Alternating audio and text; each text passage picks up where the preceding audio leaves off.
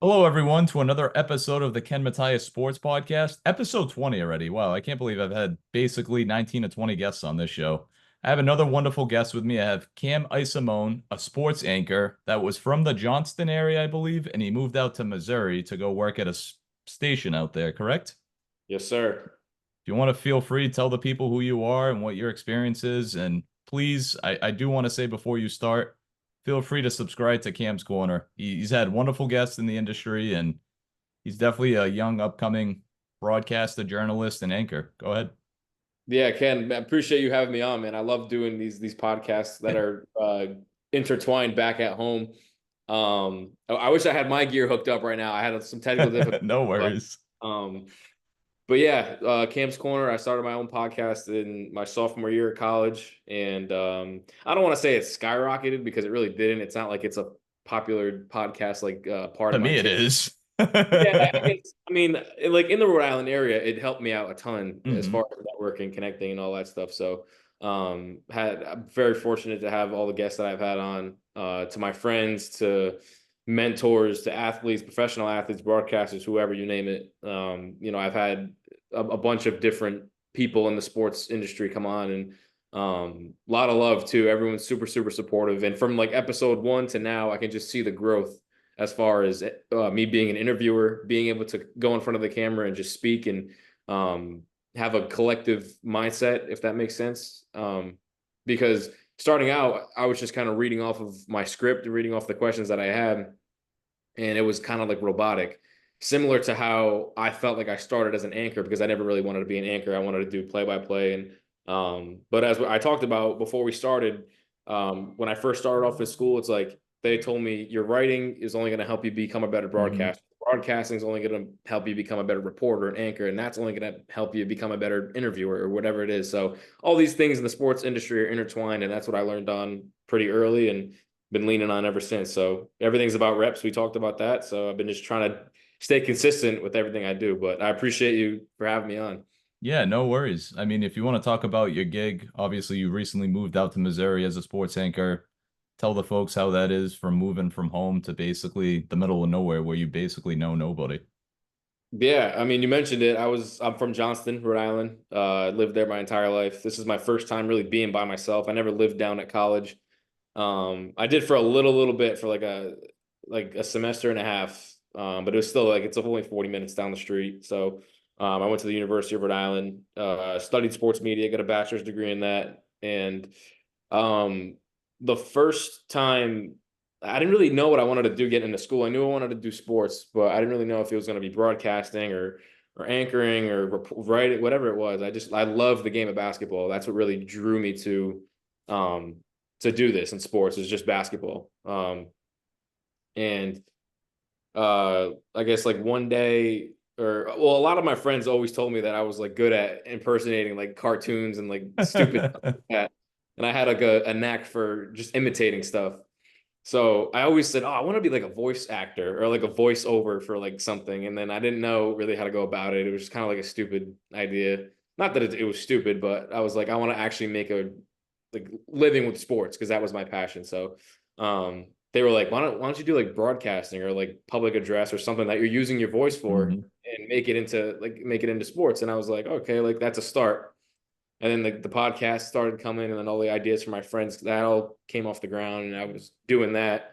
And then I started calling games at Rhode Island College, and then long and behold, I got accepted into the University of Rhode Island.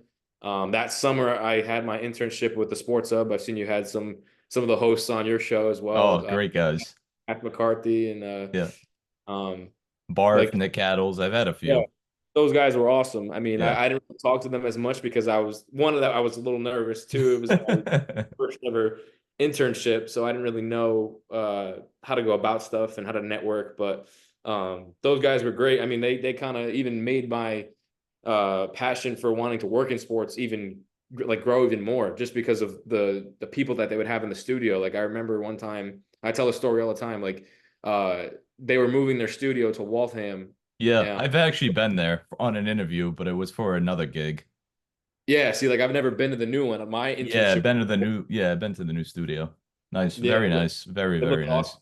Yeah, it Hmm. looks super cool. But they were in that transition period, so I like the station was kind of getting like broken down and like they're moving stuff. And like that week or those weeks that they were doing that, like Zoe and Beetle weren't even really in the studio. They were at Pat's practice, like train camp, all that stuff.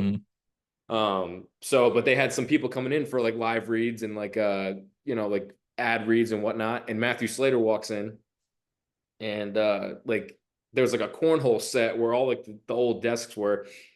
And Hardy at the time was the third host for Zoe and Beetle. Now Yep. he's with Toucher. Hmm. And he comes in, he's like, Cam, you want to come play cornhole? I'm like, yeah, sure. Like there was like a long break. So I come out there and there's Matthew Slater.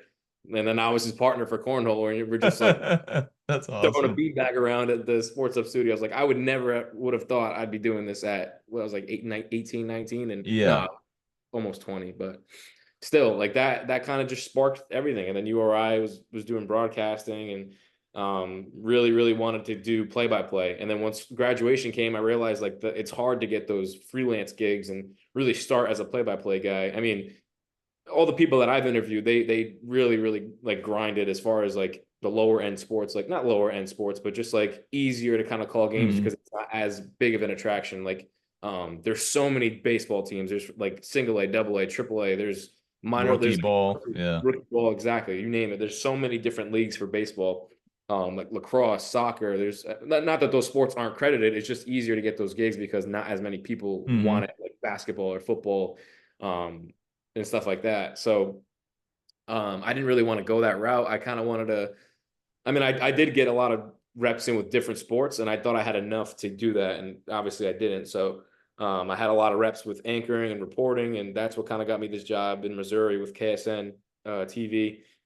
It's in Joplin, Missouri. So it's a 4-state area. It's like we cover local sports, like high school sports, as far as Joplin goes in Missouri. We do Kansas, Oklahoma, and sometimes Arkansas. So that's Oh, like wow. that's like the 4-state sports report.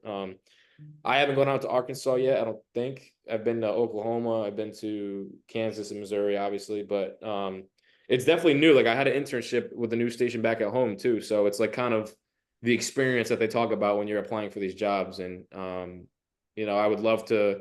I love the Midwest so far. It hasn't been bad. It's getting me my feet off the Experience. ground. Yeah, the experience, all that stuff. So don't get me wrong, I would love to come back home. I love the East Coast. I love the Boston sports area. Even though I'm a New York sports fan, but I love the Boston area. I love the vibes. I love the fans. I love the people in the industry. Hmm.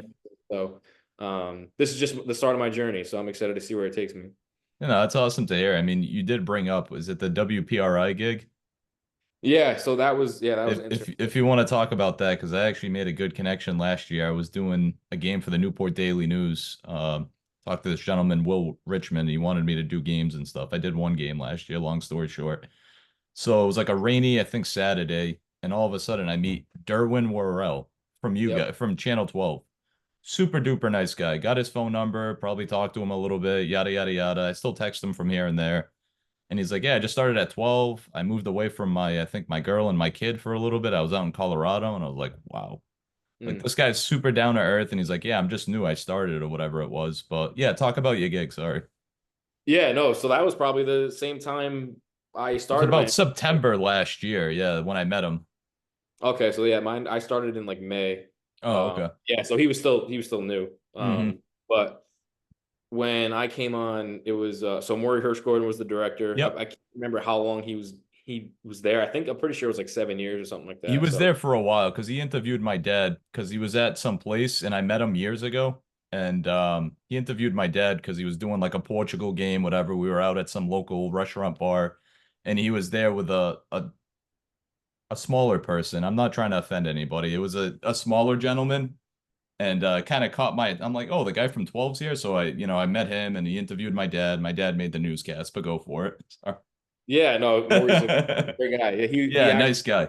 he got me the gig, and I always tell the story too. I was actually supposed to work with Channel 6 with Hmm. Nick Hoyt and Ian Steele.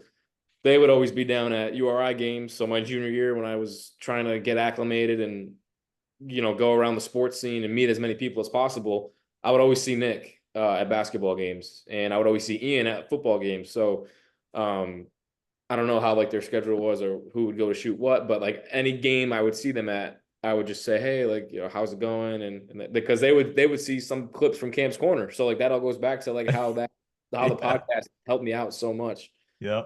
And they were like, oh man, I've been seeing what you're doing. Like you're doing great stuff. And it's like, uh, they would ask me questions like, how did you start it? Like similar to this. Like they would ask me, and I'm like, wow, like I'm shocked that they're actually interested in what Yeah, that's awesome.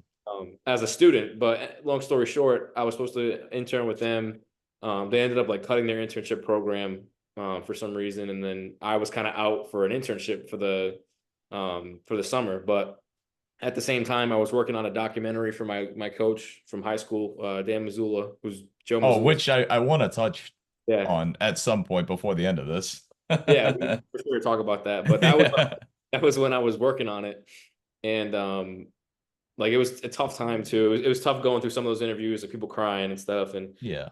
I wasn't actually in it, but I was still like the brains and I guess behind it, producing it and whatnot. And but I was working on that. It was like a couple days before I put out the trailer for it, and Nick calls me and he tells me the bad news, and he's like, "Don't worry, like we're gonna get you something. Like something's gonna come up. Just like stay That's positive." awesome. And then 2 days later, or like in my head, I'm like, you know what? I got this documentary going for me. It's like I didn't really want to be like I said, I didn't want to be like a reporter, anchor. I was like, you know what? I did the sports sub stuff. I got all the gigs going at URI. Let's just make this. Let's worry about this Hmm. documentary. Great for Danny.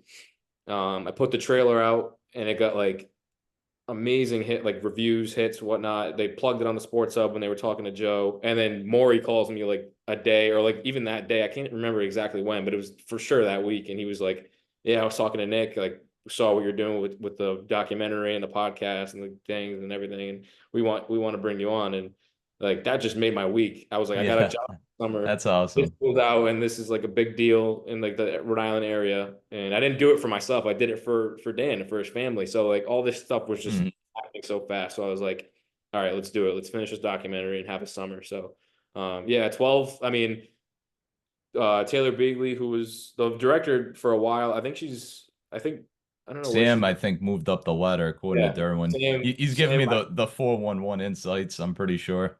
yeah, I can call Sam like one of my good friends, like to this day. Like Sam was somebody that was such a huge help. I give him all his flowers, man.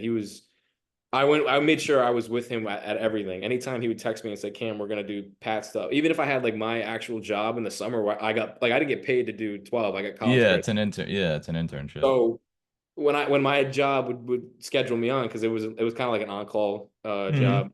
And like Sam would be like, "Do you want to come to Pat's practice, or do you want to come with me and shoot this story like on a local news thing that didn't have anything to do with sports?" I was like, "Yeah, like let's go. I'll go tag along." Yep. And for him to tell me like that meant a lot to him, to see how dedicated I was.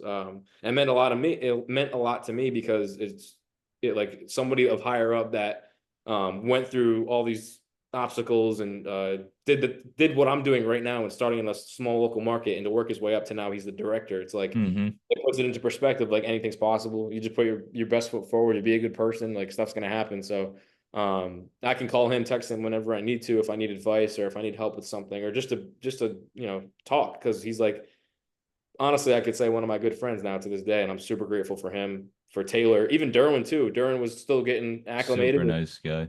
We were kind of in the same boat, even though I was an intern. Like we were still learning like the same stuff, and nothing but good things to say about those people. But yeah, that was probably like one of my favorite experiences, being able to do that for 3 months. I know they're super busy. I probably try to email Sam to, yada yada yada. Derwin's been telling me to, and I'm like, hey, like even if I pick somebody's brain or like I'm like, what's up with 12? I know they just got Mike Yuva from he was from BZ doing a lot of stuff for the Gamecock, stuff like that. So I guess he ended up moving back up and getting the new sports gig, probably taking the role of Sam, I'm assuming. I don't know. But no, 12. I mean, obviously, that's a station I grew up watching with my parents. I grew up with all the local Boston stations, like five. I did that internship too. But no, I mean, Channel 12 and right in East Providence, it's right off what exit one or whatever it is off of 195. So they do good stuff there. And it seems like a lot of the people that have been there for a while, like the Patrick Littles, he's been there for a while. He was a sports guy too. I Yep. think my dad and I met him at a P Bruins game one time, and when he was probably still the sports director, just an anchor. But JP no, Smiles, he's another yeah, guy. yeah. I've Oh, wow. emailed him. Nice guy, super nice guy. He's gone back to me in a timely fashion. So I hate bothering these people, but I like to network and kind of pick their brains or like, hey, can I get in type of thing. But I get, it's you start out what you're doing, like you're going the right path, and now you're gonna venture home, hopefully within the next few years, I'm assuming. Yeah, I mean that's the plan. I didn't have plans to come out here, but this is where it starts. I mean, a lot of the people that I've talked to, they've had to get gigs Hmm. and do stuff to get their foot in the door with experience. Like Bill Pito, he's the Knicks studio host for MSG 150 for the Knicks and the Rangers. He hopped on Cam's corner and he told me, he was like, Cam, I wanted to get a full-time job. Like I wanted to, That's been my mindset. yeah. He's like, I wanted to have stability. Like he never wanted to do play-by-play. I was telling him I really wanted to be a broadcaster, and he's Hmm. like, yeah, that's cool and stuff, but you got to have something to kind of like rely on. So now that I'm out here, I've been trying to venture out. Like Missouri Southern is a great program down here. Pitt State's another good school with high programs. Like they just signed, the Saints just signed Rico Payton. He's from Pitt State. Isaiah Rivera, I think he's from Pitt State as well. He's playing for the Jets. So like those programs have high top tier athletes. Talent. It'd be cool to be a part of those broadcasts when I'm on my days off like this Hmm. or whatnot. So it's kind of just like I said, it's networking and going around and making the most out of every opportunity. It's like you wake up the next day, like you're given another opportunity to do something great. So that's how I kind of look at it. I'm by myself now, so it's a little different. But yeah, I mean, took a leap of faith and now I'm out here. And the goal would be to be, I mean, my dream is to be working for the Knicks because I'm a huge Knicks fan. Oh, really? Yeah, big Knicks guy, but I've grown to love Boston so much just because of the people that I've been working around. And the Um, ties to the Mazzulla family too.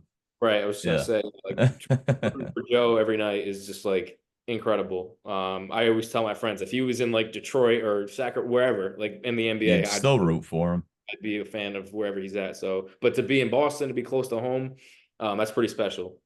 Yeah, for sure. I mean, transitioning, I mean, we can keep going about this or we can talk about the Missoula thing. Hmm. Tell me, I mean, how incredible was it to be coached by, the senior Missoula and then have that connection with Joe and the family and do the documentary? I mean, that's great news. Yeah. So Dan's actually a junior. His dad is Dan Mazzulla senior. Dan Mazzulla, Oh, Joe's okay. I'm sorry. no, you're good. Dan Mazzulla, there's a lot of Dan Mazzullas. Um, but no, so Joe's dad, Dan, is a junior, and then Dan's Junior. dad is a senior, which is like off topic a little bit, but his dad has his name engraved in a seat at where they play the softball World Series in Oklahoma, which is like 2 hours away from where I'm at. Wow. I've been Okay. trying to cook up a story for that and talk to the family about the background of that story because I would love to put that on the air. And I mentioned it to my director, Michael Imami, who's been a huge help for me as well. The first few weeks getting started off, I've learned so much in a few weeks. But he was like, if you can get some good interviews for that and really find a story behind it, like we'll They're all put it out. for it. Yeah, for sure. So, but I'm trying to figure out that right now. That's like my uh like plan of attack for like my next like story or package.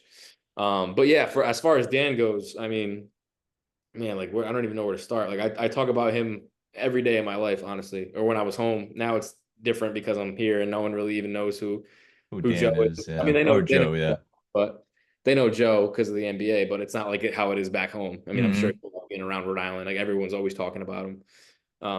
But I said in one of the other interviews I did, like when I watch Joe coach and when I see like the mannerisms and the faces he makes or like the whatever he does, like sometimes it just reminds me of Dan when he would be on the sidelines. Like I have so many pictures and videos of Dan just yelling and like saying like head up or get back on defense or whatever. Yeah. And like I just see Joe do it and I'm like he sounds like just like him. It's crazy. And there were so many people in the Johnson area though that could say that. Like I got Danny at the tail end of his career and grateful that I did because without him I wouldn't be the person I am today. But um there's so many people that go back in Johnston and like he was like this town celebrity. Everybody knew him. Even if He's they probably didn't. like the mayor of the town. Yeah, he could have probably did that. But no, he has so many stories. I mean, he played at Bryant University or Bryant College at the time. He played in Chile overseas. So he's got a playing background. He coached for decades. I mean, um, but I mean, the one thing that Dan, I mean, it sounds cliche, but it really isn't. If you're from Johnson or from Rhode Island and know who he was, like the one thing that he like drilled into all of us was just hard work and like Joe always preaches like how to be faithful and like how to keep a strong mentality. Like if I didn't have that, if I didn't have Dan telling me that every day and the way that he would coach, like I would not, like I said, I would not be in this spot because he really trained my mind at a young age to go and chase stuff that I want. And I take that every day in work. If something's like, like I'm at like a game that I'm not really like I want to do like the pro stuff. Like right now, I really want to do the pro stuff, and a lot of it's high school, which is great. Like that local coverage and how the kids kind of look up to you is amazing. Yeah, Um, for sure. Obviously, you want a goal and there's a ceiling and stuff like that, but Hmm.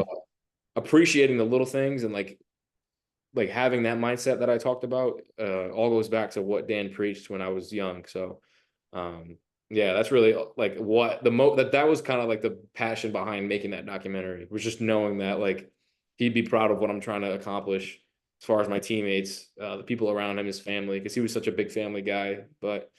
Um, but yeah, like that's why I do what I do mostly is because of him, and of course my family as well. But Dan was Dan was vital for what I do now. Yeah, if you want to talk about also I've seen, I think maybe last year, early this year, you ended up interviewing Joe and what you guys discussed and talked about. And obviously you probably met Joe and the whole family in person and talk about the Mazzullas as a whole, because they seem like they're really into their faith and they seem like down to earth people, really chill people for sure. Yeah, definitely down to earth and very faithful. I've met Joe a handful of times. We taught. He was actually my first guest on Cam's Corner. That's why, like Oh, the wow. Okay. yeah, by the first time I had an interview, I was like, you could tell how different I am in front of a camera now. Like I was just kind of but at the time, everyone's like, wow, this was a great interview. So like I give myself credit because of the questions that I had, but the presentation itself, I was like, I mean, now that I look back at it, like almost 3 years later, it's like could have probably did a little better. So it was easier to reach him at that time because he was in his first year or second year with the Celtics, and of course he knew that I was coached by his dad and I had a long tie with the family. Um, Dan's nephew Jeremy Mazzulla, he's like my best friend, one of my best friends. Um, and like Jeremy's grandfather Anthony, another mentor of mine who was a coach in like AAU and travel ball, Danny's brother, he was another like impactful person at preaching mindset and preaching like hard work and all that stuff, and um, someone I can call to this day too. But um, yeah, I mean, I've only, like I said, I only met Joe a handful of times, but the times that I did get to interview him, he always gave me like his time. Like he never like cut me short. He always was somebody that I guess was willing to give back because he knows like all the stuff that he had to go through and coming from a small town and whatnot. So I interviewed him for the documentary, had him on Camp's Corner, saw him a few times in person at Celtic stuff with the news, and for him to be able to talk on the Sports Hub about me and when the documentary was coming out, like that was awesome to see that live on TV and for people to shoot me like texts and be like, yeah, like they were just talking about you on Zolak and Beetle, and it's cool. I mean, nothing but good things to say about them. That's amazing. I mean, at such a young age doing a documentary, that's impressive. That's probably things that I've never thought I could probably do or even think about doing, but to see you be so successful from college to now to, I mean, knowing the Mazzulla family, that's incredible to me. I mean, everything about the sports industry to me, I admire you guys even in the small markets. Like I wish I could be you guys. Obviously I'm in a different situation, so moving's not an option. So it's like I try to stay local in the Mass Rhode Island line, but it's kind of tough. I reach out to people, I don't really get out far, and it's kind of a Debbie Downer, especially at my age. It's like, damn, I'm only getting older, and it's like got kids like your age and probably around your age or in their middle 20s. It's like, damn, they're in Missouri for 2, 3 years, and look, now they're on WPRI 12. It's like, whoa. It's kind of Yeah, an eye opener, you know what I'm saying? yeah, it just goes back to what I was trying to like say about experience. I mean, it's tough for certain people to get a foot in the door. Even But part-time, like doing like yeah, high school stuff. I think Derwin might have mentioned to me, like, reach out to them. It's like they're full. Like, what do you like? I know they're full and I probably know the answer. yeah. I mean, I know for sure. Like the local high schools in Rhode Island, I'm sure would be um super happy to have someone like yourself like call a game or Hmm. like do like public address or like just start off like I've that. done that a little bit last year. Now it's life's gonna get busier, so I don't have much time between work and starting a family. So obviously I'm grateful for that for sure. But just to go for like low paying things. I mean, I'm not trying to degrade it. A lot of people do it. It's like I feel like I'm at the point I'm like kind of done with it. I mean, I hate to say I'm done with it, but Yeah, I it's mean, you take the good with the bad. I'm not trying to just write it off completely, but that's what I'm trying to get to. yeah, I mean, my best advice would just be one to record everything. Hmm. Anytime you get a gig or something like that, record it. Even if it's not like hooked up to mics or whatever, you just have a video of you doing PA for a Like a football, voice memo or something. something like that. Yeah, I mean, there's a thing that I subscribed to for a little bit. It was like STAA. It was like a broadcasting program. It helped me kind of get this job because they would give me job leads when things would come out, and they would go over like my play-by-play tapes and like stuff that I needed to work on, and it helped me out a lot. But once I got this job, I stopped subscribing to it for now, just to like Hmm. I got a job and I'm trying to get my feet wet. But once the time comes where I have another opportunity, I'm definitely going to try to look into it again. But their biggest thing was just film everything, make sure you have tapes. I mean, and don't stop. Like it is tough, and like those jobs, some of them like they don't pay well to start things off. And I mean, I know you're raising a family, so you got to be grateful for that and just focus Yeah, on. absolutely. Yeah, no, I am. I appreciate it. It's just, it's tough. It's frustrating, tough. I appreciate all the connections I've had, people on my show so far. I mean, I even got you in contact with Noah Eagle. Like, who would have thought? Just a random stranger out in in the East connecting to the guy in the Midwest. So that was pretty cool. So I hope Where's he? that all goes well. Where's Where's he he from? from? Yeah, I believe he was telling me he's from New Jersey or New York. If you Google him, I think he's from somewhere in New Jersey. So he's a New York type of kid too. But his yeah, story, I mean, I don't know if you've seen the whole thing or listened to it, going all the way from Syracuse to the LA Clippers. It's like, wow. yeah.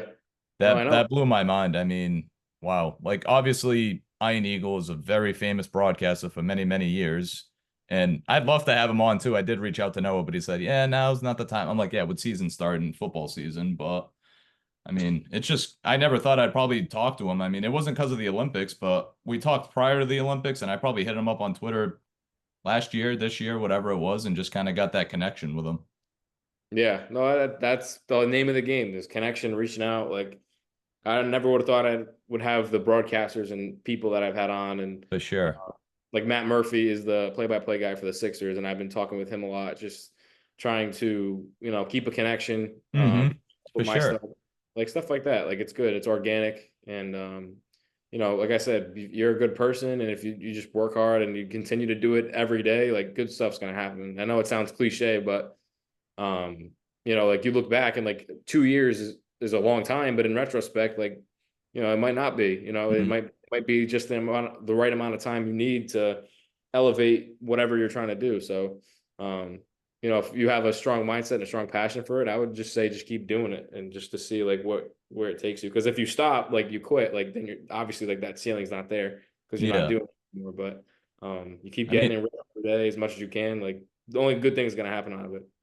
I just keep trying to bang these out lately. I mean, I got my own little Substack blog. You probably have heard of them things. People write on Substack. So sometimes I write a pro article, this and that here and there. So I Mhm. try to keep my mind kind of occupied for now with the free time I have a little bit. But just writing just for my own blog, it's like, who's really seeing it? I might tag people on Twitter and like, journalists, this and that. It's like, hey, like I'll get feedback. But Alex Barth was always great for that. I'd send him like an article if I wrote for a site or whatever, and he'd kind of critique it. And I'm like, this is perfect. This is what Yeah. I need. A Yep. guy You actually never taking know. 2 minutes to Yeah. actually read it. But one last thing I did want to mention, I know we're short on time. Um, I did see a little bit of your podcast probably a few episodes ago, a month or two ago. I believe it was Nicole Menner from WJAR. Yeah. How did that connection come about? Just seeing her basically during the PRI thing, or how did that come about for the interview? Yes, it's exactly that. I mean, we went to for 12, we went to Chris Tapps Porzingis's like the official signing day, and Oh, yep. it was like her first day. I think it was her first day on the job, or the first story that she covered was Chris Tapps signing to the Celtics. That's So crazy. we were at that, and I was talking to Joe a little bit after, like quick, nothing crazy, but because he was talking to the media after it, and then I turned around and I saw her talking to Sam, and Sam introduced me, and she's like, "Oh, this is Nicole." Like she just hopped on to Channel 10, and she was in Wisconsin covering Green Bay for a while, and I forget now. Like it was a little while ago. I can't remember like where her actual first start was, but I know she was in Green Bay for a really long time. But just kind of kept a mutual contact from there. Didn't really know a lot about her during the summer, um, but of course with the documentary helping me out and then getting this job and stuff, and um, she like just keeping in contact with those local people. She was Hmm. just one of the people that was there and would see me at every event, and we would talk a little bit. And I told him, then I was like, she'd be a good person to have on Camp's Corner because I didn't know a lot about her career. And then when I dove into it, and when now that I have an anchoring job, I had questions based off of like what I'm curious about, and not just like Hmm. kind of like the everyday question. And she was super helpful. So yeah, it was just that first time I met her, and I kept that contact for like the last year and a half, 2 years. So. Oh, that's great. But no, I appreciate it, Cam. Thanks for coming on. Sorry about the time troubles, and I wish you the best of luck going forward because you're definitely on the right path of success. Appreciate it, man. Likewise. And thanks for having me on. Appreciate it.